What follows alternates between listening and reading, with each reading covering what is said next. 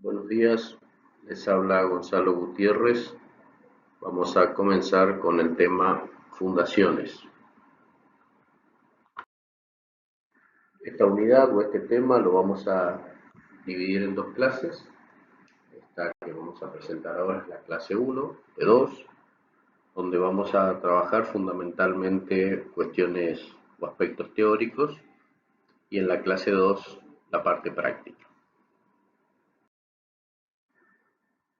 Las fundaciones, por definición, deben cumplir la función estática de soportar las cargas y distribuirlas de la manera más adecuada.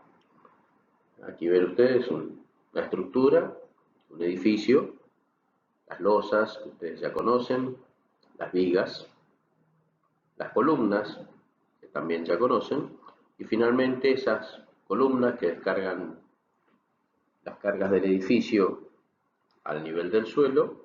Necesita un elemento de transición que compatibilice las cargas transmitidas con la capacidad de soportar esas cargas que pueda tener el suelo. Los criterios principales de diseño, tanto desde el punto de vista geotécnico como del estructural, son los que ustedes ya conocen, es decir, rotura y deformación. Estos son los estados límites últimos y los estados límites de servicio que ya hemos visto en clases anteriores. Y eso aplica tanto para la fundación, el elemento fundación de hormigón armado propiamente dicho, como para el suelo. Y claro que cuando hablamos de fundaciones, indudablemente tenemos que hablar de suelo. El suelo es un material impuesto. ¿Qué quiere decir esto? Normalmente en las estructuras que les toque proyectar, ustedes podrán seleccionar los materiales, si van a ser una estructura de hormigón armado, si va a ser una estructura metálica. Dentro del hormigón armado podrán seleccionar la calidad del hormigón que van a usar, la calidad del hierro inclusive. Pero al llegar al suelo difícilmente puedan elegir algo y tendrán que resolver la situación con el suelo que les ha tocado en el lugar de implante de la obra. También tenemos que empezar a entender que el suelo es parte de la estructura, que existen fenómenos claros de interacción suelo-estructura. Lo que le pase al suelo por la presencia de nuestra obra termina repercutiendo en la misma obra, y eso significa interacción suelo-estructura. Y vamos a ver que en general en construcciones que de alguna manera podemos llamar pesadas o semipesadas, las acciones van a ser positivas, es decir, van a ser estas estructuras las que transmitan las cargas al suelo, pero en el caso de construcciones livianas o muy livianas, podemos tener situaciones de acciones negativas. Ya vamos a ver más adelante de qué se trata esto, que es cuando de alguna manera el suelo acciona sobre la construcción. Para seleccionar un tipo de fundación debemos tener en cuenta el tipo de suelo. Normalmente en las obras deberían efectuarse los correspondientes estudios de suelos, y los especialistas en suelos nos dirán para el tipo de suelo que han encontrado y las características o las propiedades del mismo, cuál es el sistema de fundación más conveniente. También tendrá que ver esta selección del tipo de fundación con la magnitud de las cargas, claramente, con el diseño de la superestructura, es decir, la superestructura, por ejemplo, que ustedes están trabajando en el edificio, el trabajo práctico del edificio es una superestructura de tipo independiente, donde tenemos losas, vigas, columnas que transmiten las cargas en forma puntual, pero bien podrían resolverse en determinadas condiciones estructuras, por ejemplo, sin columnas, donde las losas se apoyen en mamposterías, y que las mamposterías, o sea, las paredes, bajen las cargas directamente al sistema de fundación, o sea, son sistemas de mamposterías portantes, o sea, superestructuras de mamposterías portantes, donde la descarga es de tipo lineal y no puntual como puede ser una superestructura independiente. Bueno, lógicamente, en función de ese tipo de superestructura, también tendremos que seleccionar el tipo de fundación que le corresponde. Y lógicamente, como en todos los ámbitos de la ingeniería, la necesidad de considerar los factores económicos a la hora de seleccionar un tipo de fundación. Bien, vamos a intentar, para que las conozcan al menos, clasificar o hacer una especie de clasificación de las fundaciones. Y así vamos a tener fundaciones lineales superficiales, por ejemplo, las zapatas corridas. Las zapatas corridas, aquí el detalle que ven es una mampostería, una pared, que transmite la carga en forma lineal, entonces se apoya en un sistema de fundación lineal superficial. Superficial no significa que esté apoyado en la superficie, no necesariamente, o sea, pero está próximo a la superficie, ¿sí? A poca profundidad.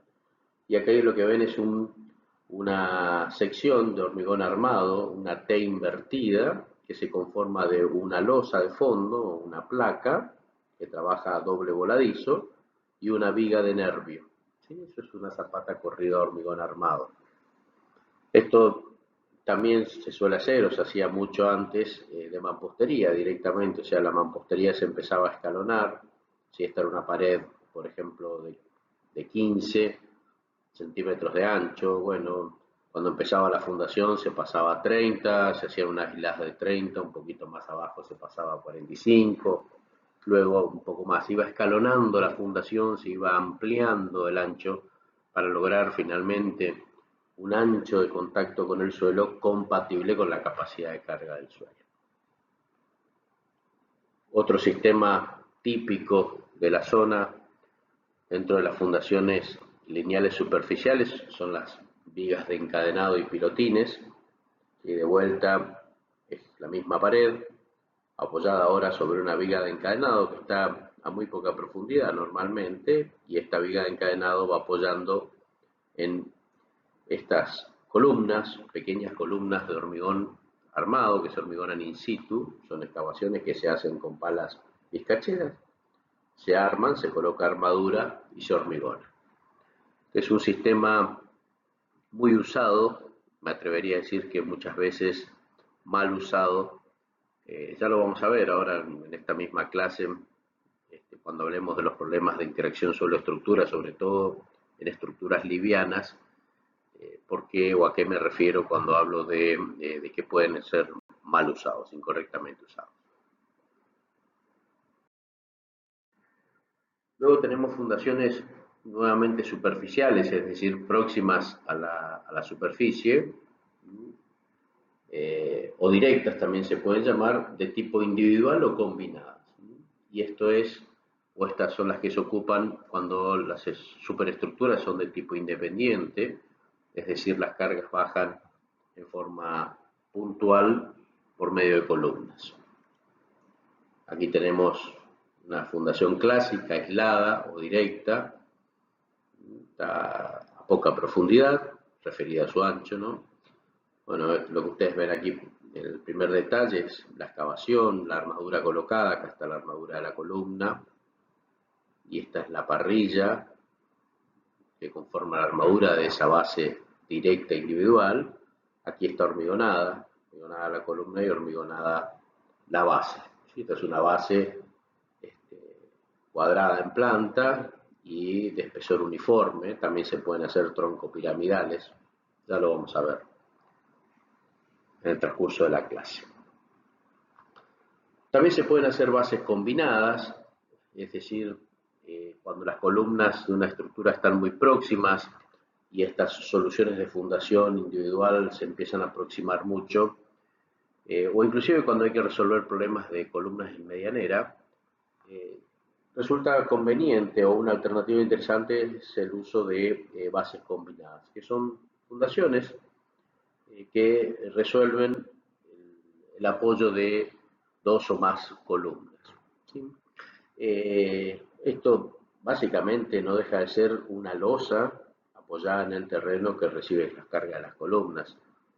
Y van a ver que básicamente el primer caso no tiene un cálculo más particular, pero este caso de las bases combinadas, van a ver cuando veamos los ejemplos, son cálculos directamente de losas y vigas, ¿sí? Que ustedes ya manejan. Inclusive las fundaciones de los postes de energía, que normalmente se denominan monobloques, o sea, los postes de energía van empotrados en unos macizos de hormigón, a veces de hormigón simple, a veces de hormigón armado, que no van a mucha profundidad y pueden clasificar también dentro de los sistemas superficiales o directos individuales. También tenemos fundaciones profundas o indirectas, que son las soluciones de cabezales y pilotes. Son soluciones de fundación o sistemas de fundación que lo que nos permiten es enviar o transmitir las cargas que provienen de la superestructura a estratos de suelo más profundos.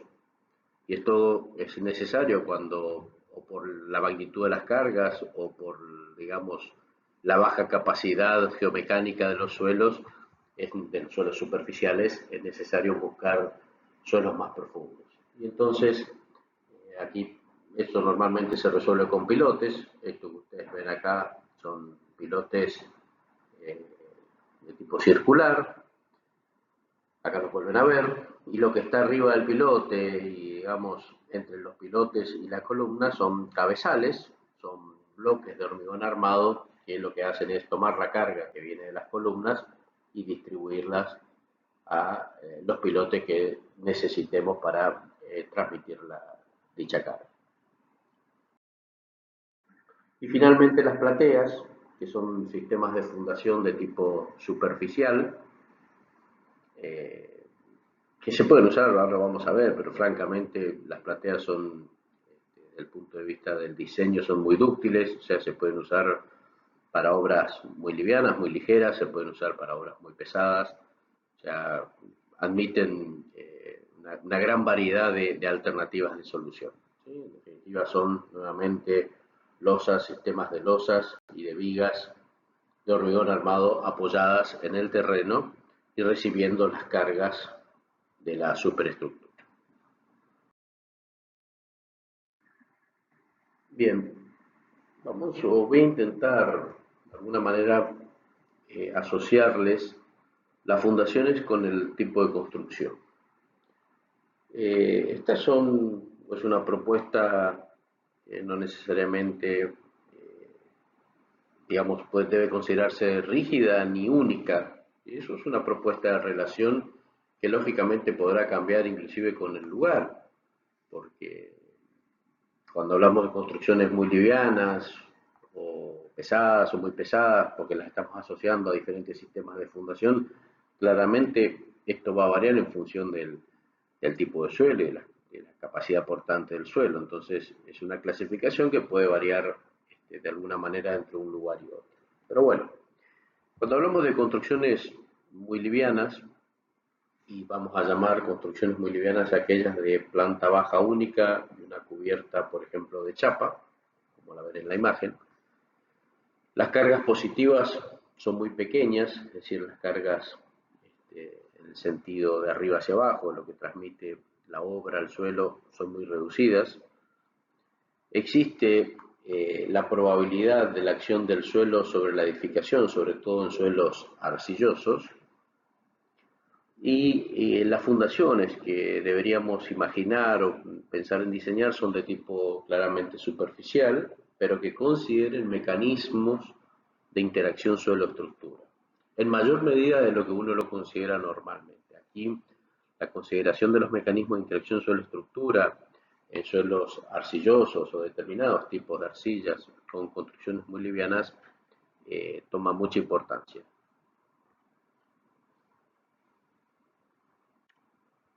Si subimos un poquito las cargas, por decirlo de alguna manera, y pasamos a construcciones livianas, eh, las anteriores las habíamos llamado muy livianas, aquí tenemos una planta baja y un piso, hasta un piso más podría ser, planta baja y 1 o 2 niveles de losas. La superestructura puede ser tanto en mamposterías portantes como de tipo independiente, con nuestros ladrillos y nuestros morteros. Podemos trabajar 2, 3 y 4, sería ya un poco excesivo, niveles con mamposterías portantes, o bien hacer como lo están haciendo ustedes, por ejemplo, en el trabajo práctico del edificio, una estructura independiente. Las fundaciones serán superficiales, o sea, próximas a la superficie, podrán ser corridas, si tenemos mamposterías portantes, podrán ser individuales o combinadas, si tenemos estructura independiente, o inclusive podrán usarse plateas. Y en estos casos, donde el peso del edificio comienza a tener cierta entidad, es probable que se logre una buena relación entre las cargas que transmite la estructura y las cargas negativas que pueden provenir de estos suelos arcillosos que ya vamos a ver un poquito más adelante cómo pueden generar estos esfuerzos negativos. Si seguimos creciendo con nuestras estructuras y llegamos a estructuras o edificios de 3 a 5 niveles, llamemos construcción semipesada a esta situación, ya en nuestro caso con el tipo de mampostería de paredes que manejamos, ya serían tensiones excesivas en nuestros ladrillos, por lo cual estas estructuras normalmente se trabajan en nuestra zona con superestructuras independientes. Las cargas comienzan a concentrarse, empiezan a ser un poco más elevadas, y los sistemas de fundación típicos son de tipo superficial, podrán ser individuales, o podrán ser combinados, o inclusive, como les decía hoy, acerca de la ductilidad de diseño, podrán ser plateas.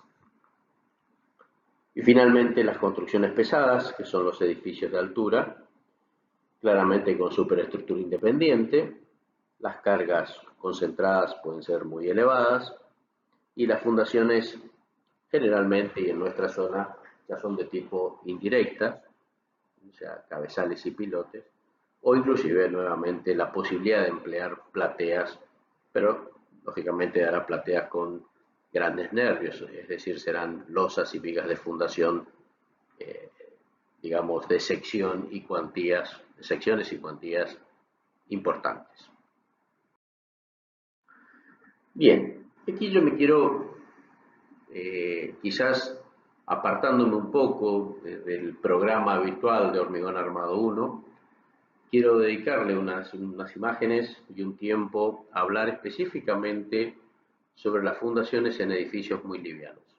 Estas estructuras que personalmente en las que me preocupa muchísimo los fenómenos de interacción suelo-estructura, que se dan fundamentalmente en este tipo de construcciones muy livianas cuando están apoyadas en suelos volumétricamente inestables.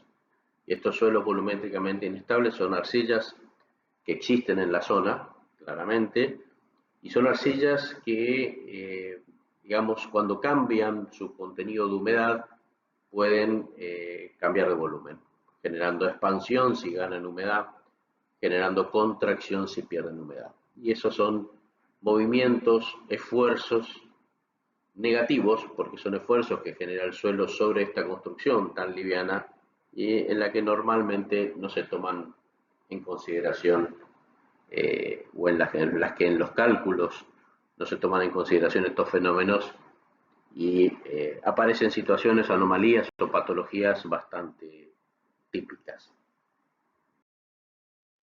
Para que tengan una idea, una construcción muy liviana de este tipo, esta construcción de planta baja única, cubierta de chapa, paredes de ladrillos comunes, está en el orden, si uno suma todo, en el orden de los 40.000 kilos, o sea, es 40 toneladas de peso de una casa de estas características, en una superficie normalmente del orden de los 50 metros cuadrados.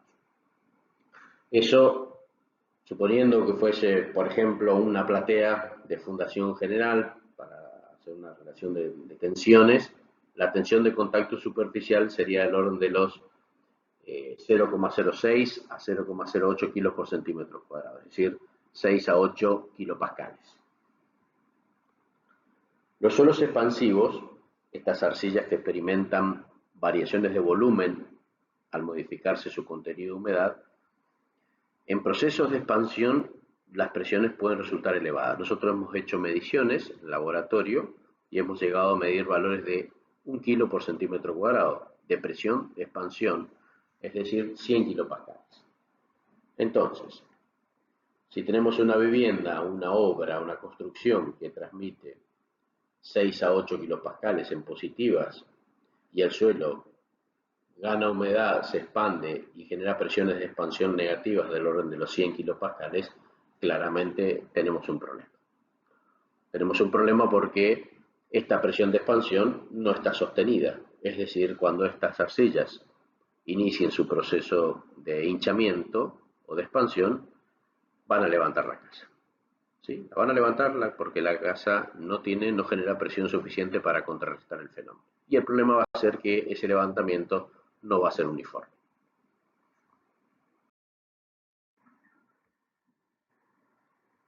Entonces, ¿qué ocurre? Ocurre que la primera definición que dimos de fundaciones y dijimos que deben cumplir la función estática de soportar las cargas y distribuirlas de la manera más adecuada, claramente es un criterio insuficiente. Y sobre todo lo es en este tipo de obras de edificios muy livianos apoyados en suelos de elevado potencial retracción e hinchamiento. Es decir, suelos que pueden experimentar variación de volumen y con ello presiones.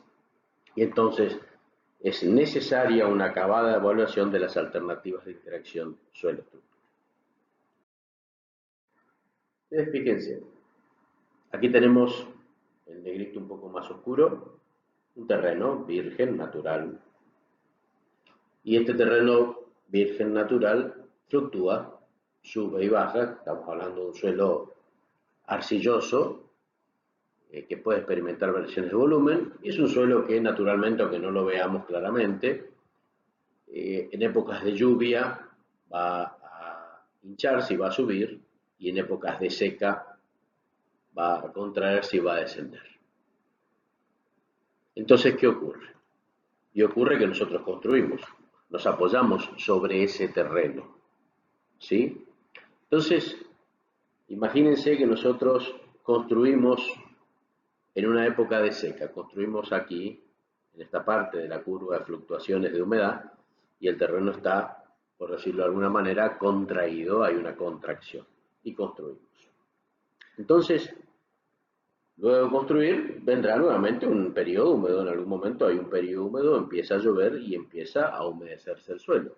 Pero claro, nuestra obra está protegiendo parte del suelo. Entonces lo que va a ocurrir es un humedecimiento de la parte más próxima al exterior, al perímetro externo. Y entonces parte del suelo va a empezar a hincharse, va a empezar a elevarse como lo hacía originalmente, y parte del suelo no lo va a poder hacer. Entonces, si ahora vemos de vuelta nuestra curva de humedad, venía con los ciclos normales, y una vez que comenzó la construcción o se hizo la construcción, ¿qué pasa? Y pasa que en este caso, que construimos en una época de seca y luego vino la lluvia, va a haber una parte de la obra que va a seguir con la fluctuación normal, que es el perímetro próximo al exterior. Y va a haber una parte de la obra, el interior, que va a empezar a tener un ciclo diferente, movimientos diferentes, y claramente va a haber un comportamiento diferencial. Lo mismo ocurre si en vez de construir en una época de seca, construimos en una época húmeda. Si construimos en una época húmeda, en algún momento vendrá el periodo seco y empezará a contraerse el perímetro próximo al exterior, ¿sí? Y nuevamente tendremos una parte de la obra, el perímetro externo, que seguirá con la fluctuación normal. Y una parte de la obra, lo que está protegido, que empezará a tener un comportamiento diferenciado o diferencial. Y entonces empieza a haber diferenciales de movimiento en nuestra construcción. ¿Y qué pasa? Pasa que la realidad es que cuando se proyectan estas construcciones, francamente, hay como un cierto, digamos, no menosprecio, pero como que se considera un trabajo muy sencillo. Claro, uno ve una construcción de planta baja única, un techo de chapa, de pronto se calculan las correas que van a sostener el techo y uno se pregunta, ¿y qué más hay que calcular? Bueno, las paredes transmiten las cargas del techo y su peso propio en forma vertical al suelo. Bueno, acá veremos estas cargas, pondremos un sistema de fundación que compatibilice estas cargas uniformemente distribuidas con la capacidad de carga del suelo. Y parece una cosa muy sencilla, un cálculo realmente visto así, muy elemental. Fundamentalmente porque, claro, son todas bielas comprimidas, no hay bielas de tracción, entonces los fenómenos parecen ser muy sencillos. Pero la verdad que esto es, en situaciones de suelo con elevado potencial retracción e hinchamiento, esto es una gran mentira. Porque la realidad es esta. La realidad es esta que vimos hoy. El apoyo no es uniforme, tanto no importa en qué periodo construyamos, en algún momento se va a producir un diferencial de comportamiento. Podrá ser por ascenso del perímetro, lo estamos viendo en el plano, pero esto piénsenlo, imagínenlo espacialmente. Podrá ser por un descenso del perímetro. Y si entonces el apoyo deja de ser uniforme, las bielas comprimidas, que siempre buscan los puntos de apoyo, empezarán a tomar estas formas. Dejarán de ser verticales y empezarán a ser inclinadas buscando los puntos de apoyo. De esta forma, cuando hay hinchamiento perimetral, de esta forma, cuando hay descenso perimetral y queda apoyado en el centro de la construcción. ¿Y qué ocurre? Y ustedes ya lo saben. Si hay bielas comprimidas inclinadas, inmediatamente hay bielas de tracción que son normales a ellas. Y aparecen bielas traccionadas. Y estas bielas traccionadas no han sido previstas, no son normalmente previstas en los proyectos estructurales de este tipo de construcciones. Entonces, la realidad es esta. Repito, hay bielas comprimidas, hay bielas traccionadas. Bielas traccionadas que pueden mantenerse inclinadas como están o pueden naturalmente descomponerse en dos direcciones, dirección vertical y dirección horizontal, pero lo veamos como lo veamos, normalmente esas bielas no han sido proyectadas, esa mampostería no ha sido verificada para tomar esfuerzos de tracción, solo para tomar esfuerzos de compresión. ¿Y entonces qué ocurre? Y ocurre esto. Empiezan a aparecer claramente fisuras, que son fisuras muy características, ustedes seguramente ya las han visto en muchas obras, que son bielas, fisuras claramente normales a las bielas traccionadas, paralelas a las bielas comprimidas. ¿Sí? Uno cuando hace un relevamiento de patologías, es muy fácil a través de la lectura o el mapeo de las fisuras imaginarse las bielas traccionadas, las bielas comprimidas, y a partir de imaginarse las bielas comprimidas poder estimar los puntos de apoyo, y esos puntos de apoyo, si se asocian a la estadística climática, de a poco van permitiendo una diagnosis bastante clara de los fenómenos de interacción en estas construcciones muy livianas con suelos de elevado potencial retracción e hinchamiento. Esto es lo que ocurre. Esto es un jardín de infantes de la ciudad de Formosa, uno de los tantos ejemplos que podríamos mostrar. Fíjense el estado de las paredes fisuradas, claramente por problemas de interacción suelo-estructura. Esta es una construcción muy liviana y los suelos son del tipo arcillosos, muy sensibles a los cambios de humedad. si tienen otro caso.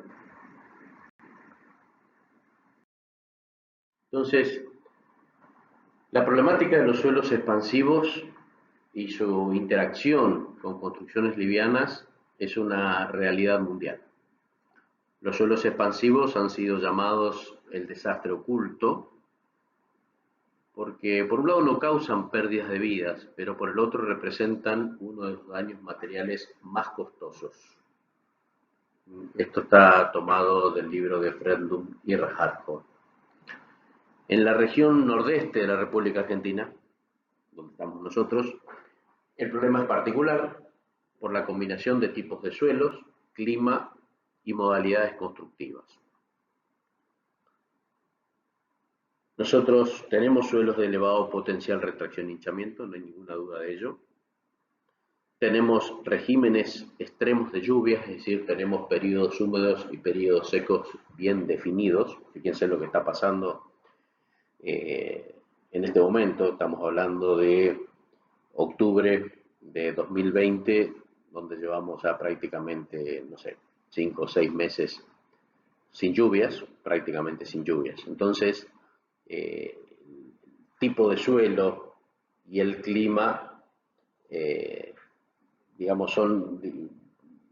reúnen las condiciones necesarias para que el problema exista.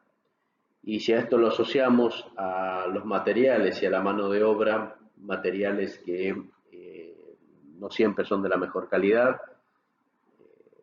hay de todo, claramente, pero si vamos a los ladrillos y si vamos a los morteros que se usan, se encuentran ladrillos de muy baja calidad, se encuentran morteros hechos con cales de muy baja calidad y todo eso va de alguna manera condicionando fundamentalmente la adherencia de los materiales, y si se pierde la adherencia cuando aparecen estas bielas o estas fuerzas de tracción, es justamente cuando empiezan los problemas de fisuración.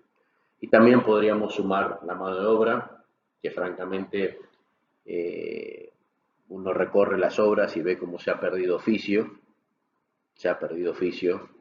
los oficiales de construcción de hace muchos años trabajaban de una manera, actualmente es difícil encontrar o no es común encontrar gente que trabaje como corresponde. O sea, las necesidades de apurar, de bajar los costos, han llevado a, francamente, bajar mucho la calidad de nuestras obras. Lógicamente no estoy hablando del 100% de los casos, pero es una realidad, ¿sí?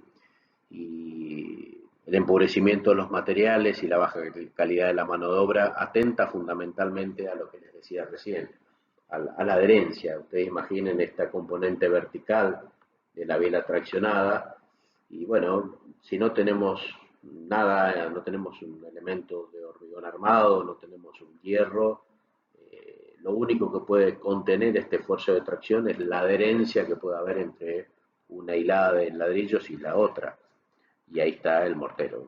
Y si ese mortero está hecho con materiales de baja calidad, o si esos ladrillos se han asentado, con deficiencia en la mano de obra o en la ejecución, sea por falta en la cantidad de mortero, sea por falta de humedecimiento del ladrillo, bueno, las cosas terminan siendo como veíamos recién, las patologías que aparecen. Y claro que esto no es algo nuevo, esto ocurre desde hace muchísimos años, que no es un problema nuevo. Y entonces se ha comenzado a comprender la necesidad de la investigación. El tema es que se falla en el diseño, en los métodos y en los objetivos de los estudios. O sea, aún para edificios de bajo peso se acentúan los análisis de resistencia y de deformación bajo cargas positivas y se relega a un segundo plano la acción negativa a la interacción. Es decir, se observa que hay problemas, se preocupan, se hacen estudios, pero se piensan mal los estudios porque no se termina de comprender el fenómeno. Desde la ingeniería geotécnica se requiere la aplicación de métodos directos e indirectos de predicción cuantitativa del hinchamiento y de la presión de expansión, y métodos de evaluación cualitativa de la susceptibilidad. Es decir, la geotecnia tiene todas las herramientas para poder, a partir de un estudio de suelos, determinar la potencialidad, el riesgo, valores de hinchamiento, valores de presión de expansión que puede haber en un determinado suelo. Claro, normalmente, ¿qué ocurre? No son estudios del protocolo tradicional de la geotecnia, pero son en suelos muy sencillos. Entonces, hay que hacerlos. Y desde la ingeniería estructural se requiere la comprensión de los fenómenos de interacción, la aceptación y cuantificación de la variabilidad de las condiciones de borde y el proyecto estructural consecuente. ¿Qué quiere decir esto? Bueno, cuando vamos a proyectar estructuralmente una obra de este tipo, tenemos que entender que las condiciones de borde no son las que imaginamos o las que habitualmente hemos considerado, donde nuestra obra está uniformemente apoyada en el suelo, donde las bielas comprimidas son perfectamente verticales. Eso no es cierto, hay que aceptar que las condiciones de borde se modifican en función del comportamiento del suelo y el proyecto estructural tiene que ser consecuente con ello. ¿Qué se puede hacer? Bueno, podemos intervenir en las estructuras, ahora los voy a marcar a todos los puntos y luego vamos a ir hablando uno por uno.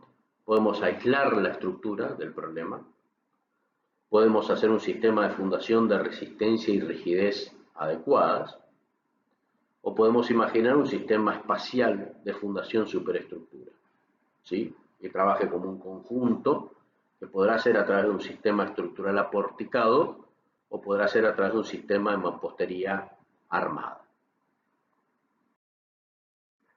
El aislamiento de la estructura se trata de, bueno, justamente separar nuestra obra del problema de los suelos con elevado potencial retracción e hinchamiento, ¿sí? Aquí tiene un ejemplo, nuestra obra apoyada en una losa que está separada del terreno y esa losa está apoyada, podrá tener vigas también, sobre columnas pilotines, que están aislados en el fuste y terminan apoyándose por debajo de lo que llamamos zona activa. Porque no todo el suelo, o sea, el suelo no cambia de volumen en una profundidad infinita. Por más que tuviésemos una profundidad enorme de suelos de elevado potencial retracción e hinchamiento, solamente se va a mover aquella parte donde existan fluctuaciones de humedad. Y además se van a mover aquella porción donde además de haber fluctuaciones de humedad, no haya una compensación entre la presión de expansión y el mismo peso propio del suelo. Entonces, en definitiva, hay una zona activa.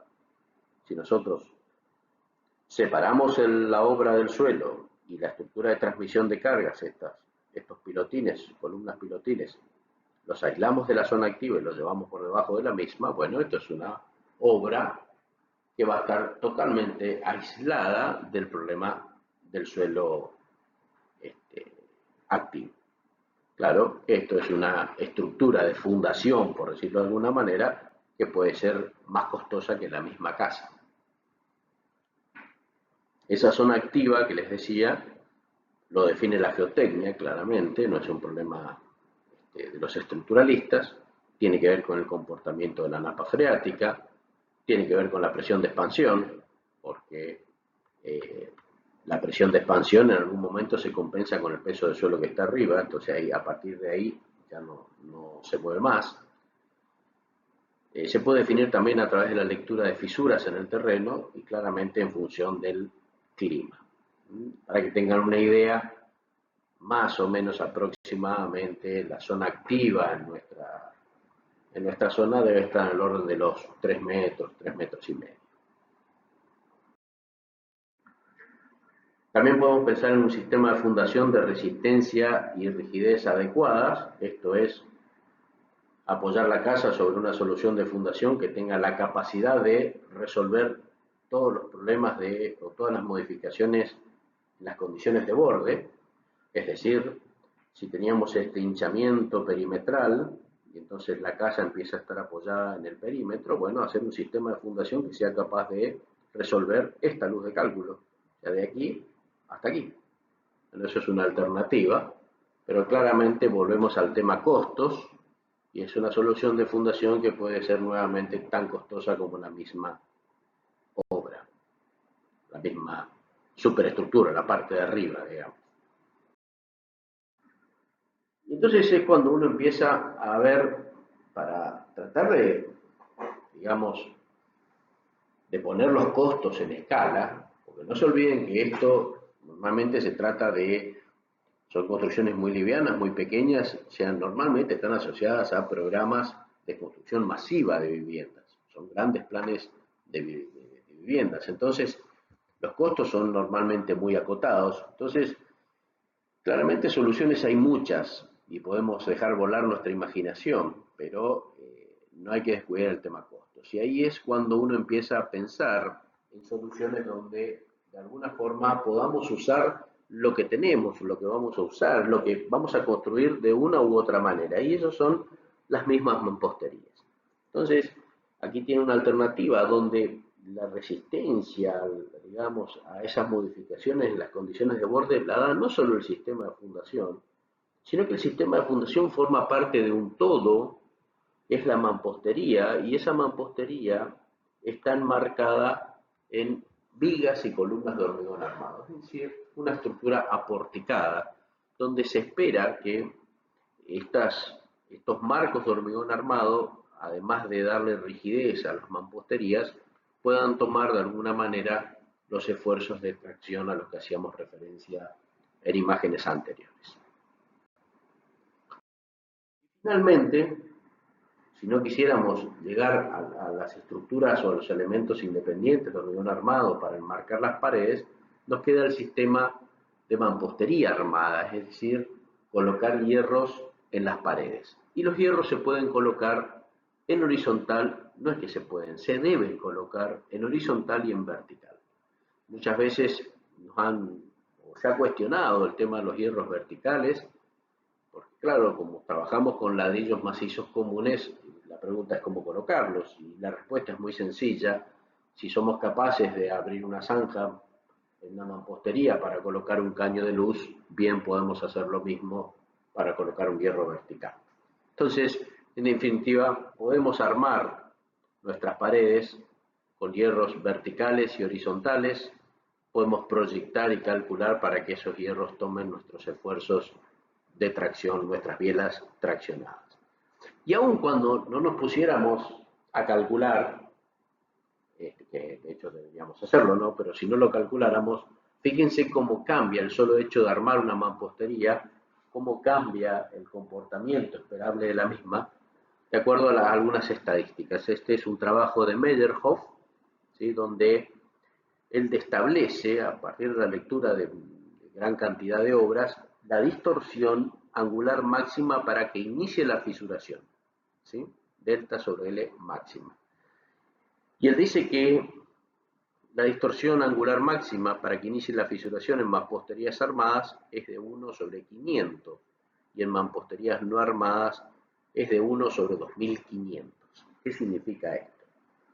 Vamos a suponer que esta pared de esta casa tenga 5 metros de largo.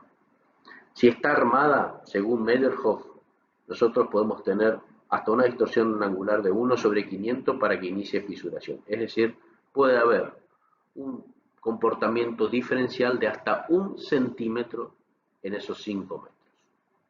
Si esa mampostería no está armada, esa distorsión angular baja a 1 sobre 2500. Es decir, que en esos 5 metros bastarían 2 milímetros, hoy era 1 centímetro, bastarían 2 milímetros de movimiento diferencial para que ya se fisure. También podemos intervenir en el suelo. Acuérdense que esto es un problema que involucra la estructura e involucra el suelo. Entonces, ¿qué podemos hacer en el suelo? Y podemos intentar aislarnos de los cambios de humedad. No se olviden que el problema de, digamos, las variaciones volumétricas son directamente relacionados con los cambios de humedad. Eso lo podemos hacer analizando la vegetación, analizando los jardines, ¿sí? O sea, no se olviden que los grandes árboles próximos a nuestras obras están permanentemente quitando humedad del suelo.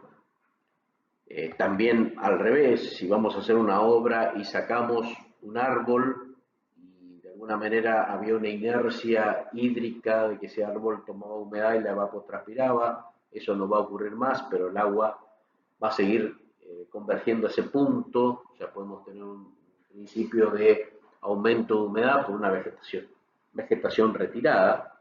Es decir, hay que analizar un poco el tema de la vegetación próxima o previa a nuestra obra si queremos minimizar los problemas de cambio de humedad.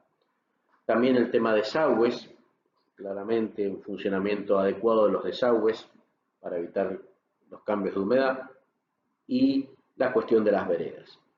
Fíjense, cuando veíamos hoy los cambios en las condiciones de borde, o sea, básicamente, si bien hay un fenómeno a largo plazo que ocurre en el centro de la obra, que es un humedecimiento lento a largo plazo por efecto sombra, o sea, básicamente termósmosis, o sea, como la zona del interior de la obra está más fría que el exterior, de a poco el agua va a ir ingresando y va a haber un hinchamiento a largo plazo. Pero a corto plazo, que quizás son los problemas más severos, se producen por el comportamiento diferencial entre el interior y lo que está pasando en el perímetro exterior. Entonces,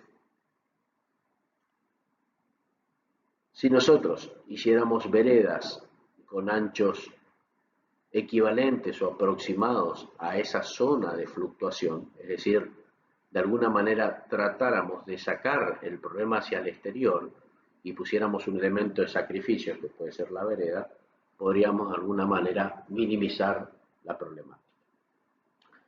También hay alternativas de humedecimiento previo. Esta es una solución un poco peligrosa, está mucho en la literatura. Es decir, ¿qué es esto? Bueno, tomar un terreno arcilloso, inyectarle agua. ¿Cómo se inyecta agua? Se hacen pozos, se coloca agua y se deja que empiece a infiltrar. De alguna manera esto va disparando el hinchamiento, entonces uno construye cuando el hinchamiento ya se ha materializado. Pero claro, no se olviden que estamos trabajando con arcillas y las arcillas son de muy baja permeabilidad, entonces todo flujo de agua en estos suelos es muy lento, con lo cual es muy poco probable de que esperemos el tiempo necesario para que el humedecimiento previo tenga efecto, con lo cual podemos llegar a construir y estar en la mitad del proceso y haber empeorado la situación. También podemos hacer sustitución del material activo y la estabilización química. Estos dos ya se los explico en la imagen siguiente. Fíjense, esta es unas curvas propuestas por Fledlund y Rajarjo. Me interesa sobremanera la primera curva a la izquierda. Esta es una excavación con reemplazo. ¿Qué significa esto? Esto es, ¿qué ocurre cuando sacamos parte del suelo activo y le ponemos suelo volumétricamente estable? Bueno, y pasa lo siguiente. Ustedes en abscissa lo que están viendo es la relación porcentual entre el material que reemplazamos y la profundidad total activa. Acuérdense de la zona activa. ¿Sí? Entonces imagínense que tenemos una zona activa de 3 metros de profundidad y que vamos a hacer un reemplazo de suelo, de ese suelo volumétricamente inestable, por uno volumétricamente estable de 60 centímetros. ¿Sí? 60 centímetros de 3 metros es el 20%. Entonces entramos con el 20% en abscisas. Impactamos la curva de excavación con reemplazo y salimos en ordenada.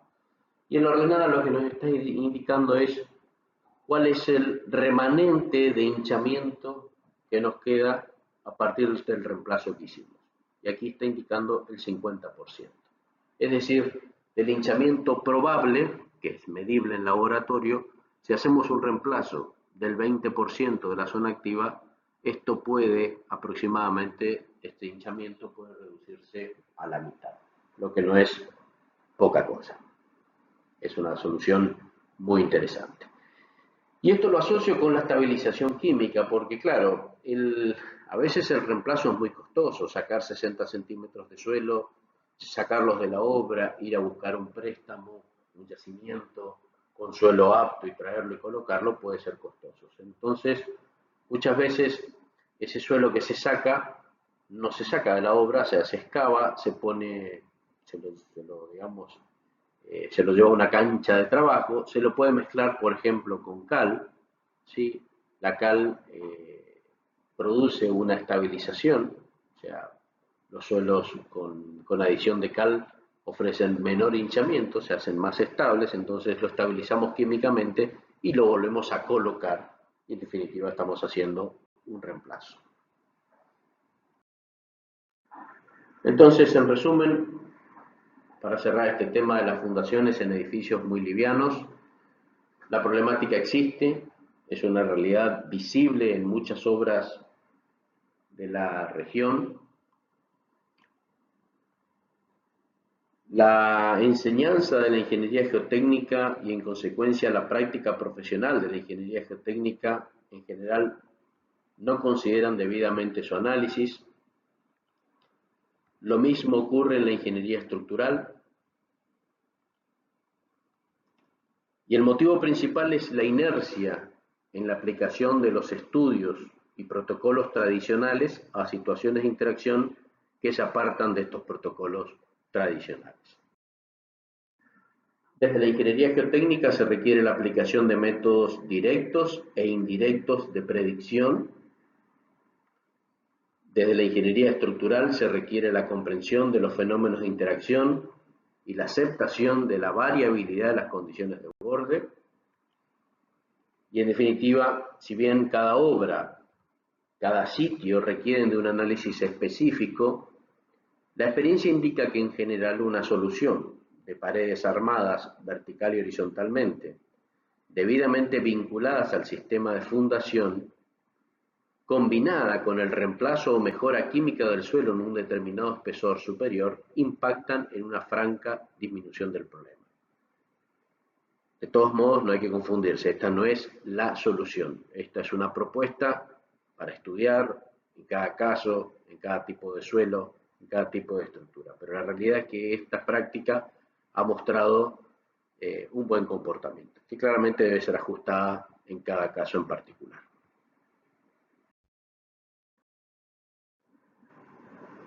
Ahora bien, pasemos entonces, habiendo visto esta problemática de las construcciones muy livianas, fundadas en suelos con elevado potencial retracción e hinchamiento, que si se quiere no es un tema específico de nuestra materia de hormigón armado 1, me pareció interesante y más que interesante, necesario darles al menos este pantallazo, estas ideas generales de cómo abordar la problemática.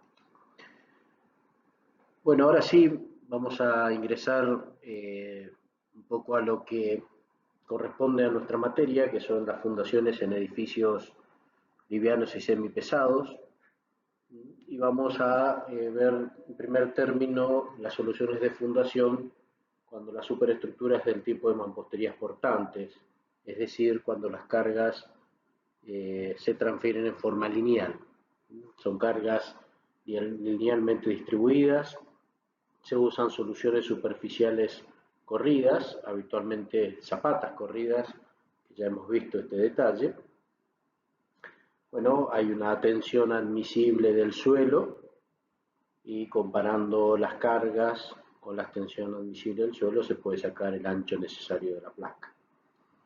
Y luego esa tensión que se produce en el terreno se transforma en una carga para el dimensionado a flexión de la placa como un doble voladizo y lógicamente esfuerzos de corte.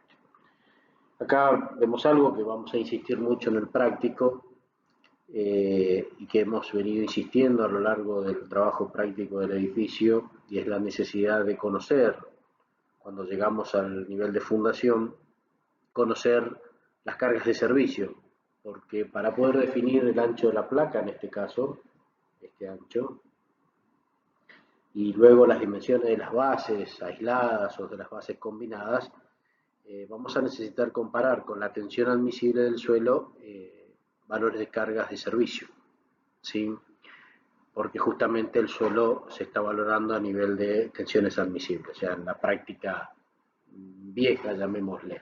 Entonces, lo que vamos a hacer es comparar las cargas de servicio con la tensión admisible del suelo, eso nos va a permitir obtener la superficie de apoyo y luego, obtenida la superficie de apoyo, vamos a dividir ahora sí las cargas mayoradas por esa superficie que fue obtenida con cargas de servicio y vamos a obtener una tensión, una carga ficticia, por llamarlo de algún modo, que es la que va a cargar a nuestra fundación. Y en este caso va a cargar a esta losa de fundación, a la placa de la zapata corrida, generando esfuerzos de flexión, doble voladizo y esfuerzos de corte. En el caso de las superestructuras independientes, es decir, cuando las cargas bajan a través de columnas, donde podremos tener fundaciones o soluciones de fundaciones directas o superficiales individuales, como es este primer caso, o combinadas, como es este segundo caso. Bueno, ahí las cargas son lógicamente localizadas, las soluciones de fundación ya mencionadas, y esto sí tiene de alguna manera un diseño y un dimensionado un poco más particular, sobre todo las fundaciones aisladas, ¿no? Porque las fundaciones combinadas no dejan de ser sistemas de losas y vigas, pero en el caso de las individuales tienen algunas particularidades diferentes. Bueno, necesitamos determinar la tensión admisible del suelo, las cargas de servicio y las cargas mayoradas. Con las cargas de servicio vamos a obtener las dimensiones y le vamos a dar forma a la base en planta y luego con las cargas mayoradas dividido las dimensiones que hemos obtenido previamente vamos a obtener una carga ficticia, como les decía hoy, para calcular solicitaciones de flexión, de corte y aparece el fenómeno de punzonado. El control de fisuración, que se hace quizás un poco más estricto a nivel de fundaciones, porque estamos dentro de un medio que puede tener algún nivel de agresividad química, y el control de adherencia y anclaje, como cualquier elemento estructural de hormigón armado. Las cargas, normalmente se reconocen cargas que vienen directamente de la columna, P sub C, el peso propio de la fundación, y el peso del suelo que está arriba de la fundación. ¿Sí? Fíjense este detalle, acá está la fundación, esta línea es la fundación terminada, y si se quiere hay una masa de suelo acá arriba que también está cargando. Esto hay que tener un poco de cuidado con esto, porque uno lee en general que para calcular la superficie hay que usar las cargas que vienen de la columna, en forma directa, más el peso propio de la fundación, más el peso del suelo sobre la fundación. Pero en general los estudios de suelos, cuando nos informan una tensión admisible, nos informan tensiones admisibles netas. Y el concepto de neto se refiere a toda aquella carga que el suelo puede recibir a la cota de fundación por encima o por arriba de la carga que ya tiene naturalmente, o sea, por arriba de su peso propio. Entonces, si eso es así, en primer lugar no corresponde colocar esta carga de suelo, es una carga de suelo que ya estaba.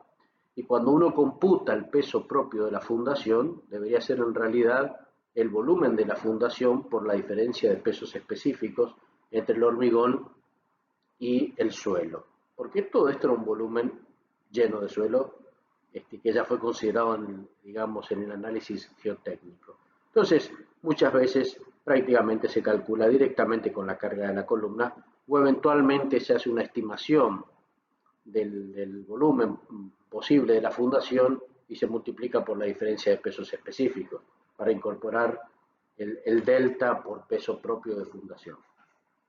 Claramente, todo esto transmite las tensiones al terreno, que luego se transforman en cargas sobre la base, yendo de abajo hacia arriba, pero claro, todo lo que tenga que ver con el peso del suelo, con el peso de la fundación, está autoequilibrado, o sea que claramente para allá, para el dimensionado, para el análisis de la carga ficticia, directamente vamos a trabajar con la carga, exclusivamente con la carga que viene de la columna. Bien, hemos dicho que se presentan soluciones individuales o combinadas para estas estructuras independientes. En el caso de las fundaciones directas individuales, las podemos clasificar en función de su rigidez. Fíjense si tenemos el lado de la base A, una altura D y un vuelo E. Si es pequeño, o sea, es menor que D sobre 2, es una fundación rígida donde predominan los esfuerzos de compresión, prácticamente no va a haber flexión cuando retorne la carga por la tensión del suelo. Las semirrígidas, cuando el vuelo está entre D sobre 2 y 2D, y totalmente flexibles cuando el vuelo es mayor que 2 veces la altura de la base, ¿sí?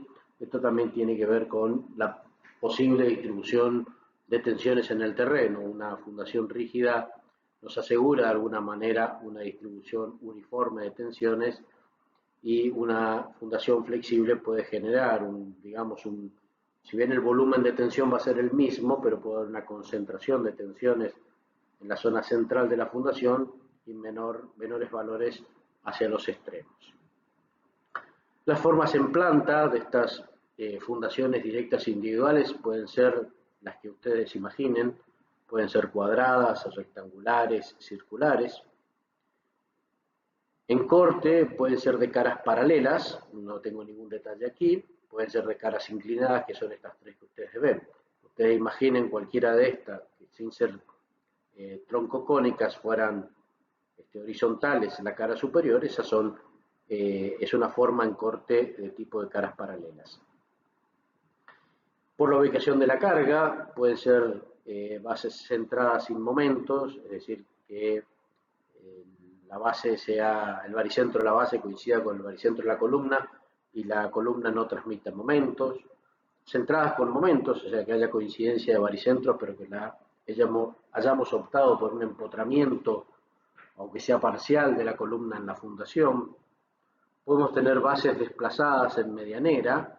Las situaciones de medianería generan alguna complicación porque una fundación tradicional donde queremos hacer coincidir el baricentro de la base con la columna no podría ser, porque estaríamos invadiendo el predio vecino. Entonces comienzan a aparecer una serie de alternativas de solución, entre ellas las bases desplazadas en medianera, que ya las vamos a ver, o si no directamente bases excéntricas simples, es decir, una base cuyo baricentro no coincida con el baricentro de la columna y se genera una excentricidad y un momento que debe ser luego tomado por la propia columna. O pueden ser excéntricas con mecanismos que justamente intentan reducir o controlar ese momento que produce la excentricidad. Y finalmente, desde el punto de vista del conjunto, de la compacidad, podemos tener compactas, o sea, digamos, como ustedes ven aquí, estas son bases compactas de caras inclinadas, pueden ser bases compactas de caras paralelas, o bien las bases pueden ser una placa de hormigón tipo losa con dos vigas cruzadas, formando nervios, y esa ser la solución de fundación. Y eso básicamente se calcularía como sistemas de losas y vigas. Los tipos de fallas que luego nos van a dar las solicitaciones que debemos estudiar son por flexión, como ustedes ven aquí, por corte,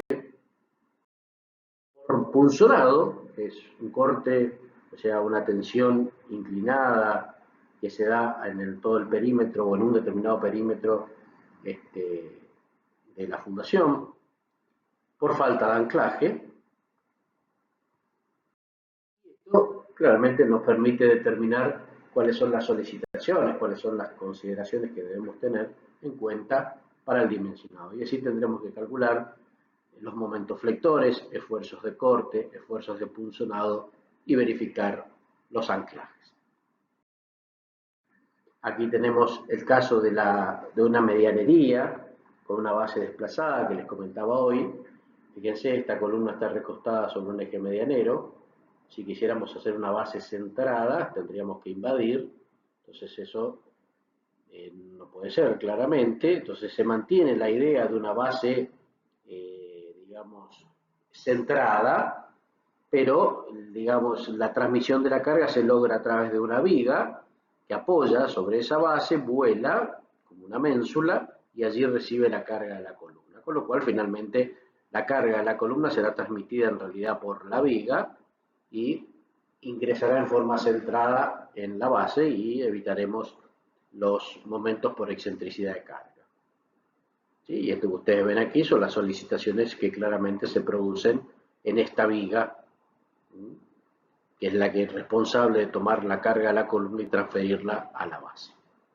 Luego, claramente, tendremos que dimensionar la base. Una vez tenemos la carga que transmite la viga a la base se va a dimensionar conforme los procedimientos que vamos a ir viendo.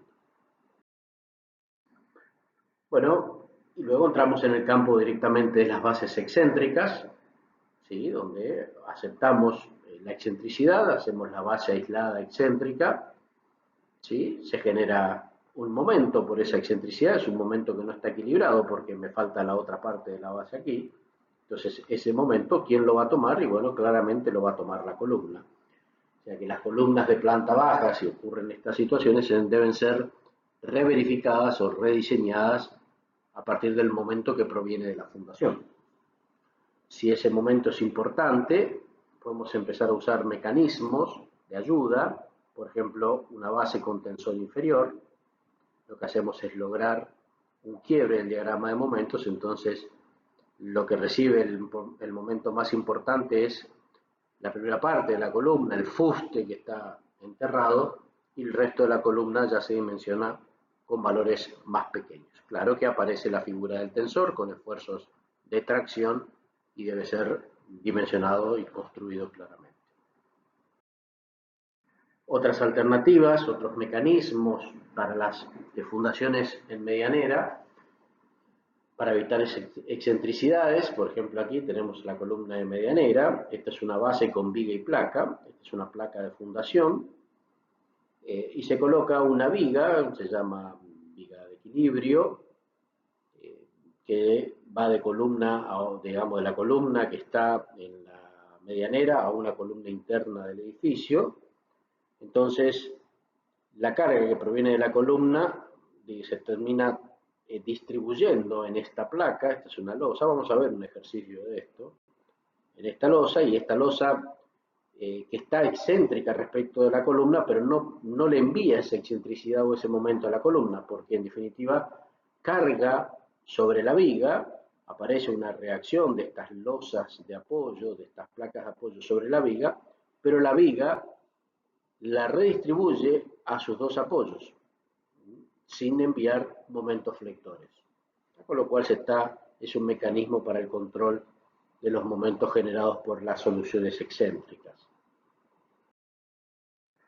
Y otra forma, o otro sistema de solución de fundación para estas estructuras independientes, que de alguna manera también puede ser usada para resolver cuestiones de medianeras, son las bases directas combinadas, ¿sí? Son bases que utilizamos para fundar dos o más columnas que pueden resolver una situación de medianería. Y acá tienen algunos ejemplos. Acá tenemos bases combinadas rectangulares con columnas en los extremos. Aquí ven una base combinada rectangular con columnas internas, o sea, con un poco de voladizo, que son, y son en definitiva losas de fundación con vigas de fundación. O sea, las cargas de estas columnas se van a distribuir en toda esta superficie de contacto. Esas cargas luego van a retornar como cargas al sistema de fundación de abajo hacia arriba. Estas losas se van a dimensionar del mismo modo que vimos las zapatas corridas, como losas a doble voladizo en flexión y esfuerzos de corte. Las reacciones de estas losas las va a tomar esta viga de nervio, y esa viga de nervio va a ser dimensionada también a flexión y corte, transfiriendo sus cargas finalmente a las columnas. Y debemos lograr claramente, si hemos hecho las cosas medianamente bien, que las reacciones sean compatibles con las acciones donde se inició el cálculo, que son las cargas de las columnas. Otras alternativas, ¿por qué? ¿Qué ocurre? Para que una solución de fundación de tipo directo combinado funcione bien, tenemos que lograr, también lo vamos a ver en el práctico, una coincidencia del baricentro de cargas con el baricentro geométrico de la sección en planta, ¿sí? Entonces, cuando las cargas de las columnas son iguales, fenómeno, una solución de una combinada rectangular está muy bien, pero cuando las cargas son desiguales y tenemos que otorgarle mayor área de incidencia a la columna más cargada para lograr esa coincidencia del baricentro de carga con el baricentro geométrico en planta de la sección, bueno, ya la base rectangular tradicional no funciona.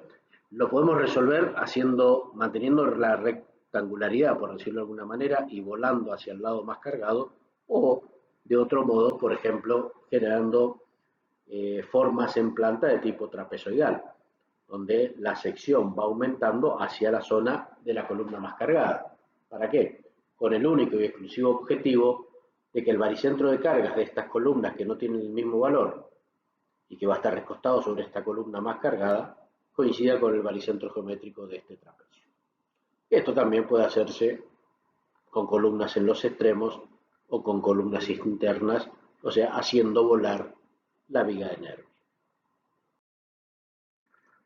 Puede haber diferentes formas de secciones transversales.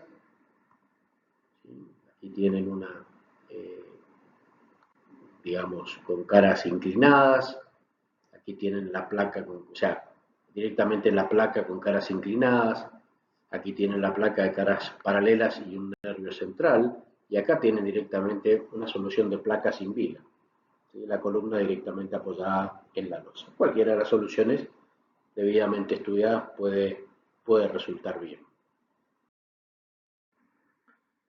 Les decía que, digamos, una de las claves del correcto funcionamiento de las bases combinadas es hacer coincidir el baricentro de cargas con el baricentro geométrico de la sección. Y la segunda condición importante es, para poder lograr una distribución uniforme de las tensiones, es que la base sea rígida respecto del suelo, ¿sí? Siempre tenemos que hablar, cuando hablamos de rigidez, tenemos que hablar de respecto a algo, porque una fundación puede aisladamente parecer muy rígida, pero si se apoya sobre un suelo que tiene una elevada rigidez, o sobre una roca, la base de pronto puede ser flexible en forma relativa. Entonces, siempre que hablamos de rigidez, vamos a estar comparando la rigidez de nuestro sistema de fundación de hormigón armado versus la rigidez del suelo. Y así aparecen estas fórmulas que están propuestas en la bibliografía, donde se considera que las bases son rígidas, estas bases combinadas son rígidas, cuando, por ejemplo, la longitud L1 es menor que esta formulación que está acá, que es una constante, 0,88 por 4 veces la rigidez, o sea, el módulo de elasticidad por la inercia de la sección, la rigidez del hormigón, de la solución de fundación, dividido K, coeficiente de balasto del suelo, por B, ancho de la fundación, todo eso elevado a la 1/4. Y cuando L2 también se verifica rigidez cuando L2 es menor que esta formulación que está aquí. En definitiva, son fórmulas que están relacionando la rigidez del sistema de fundación E por I con la rigidez del suelo, que está representada por el valor K, coeficiente de balasto, ¿sí? Es un valor que se mide en tensión o sea, tensión sobre deformación, o kilos por centímetros cuadrados por centímetro de formación, o kilos por centímetro, me refiero a sobre, ¿no? Kilos sobre centímetro cúbico. Si es una medida de la rigidez del suelo, es un dato geomecánico, es un parámetro que debe ser determinado y proporcionado por la geotecnia.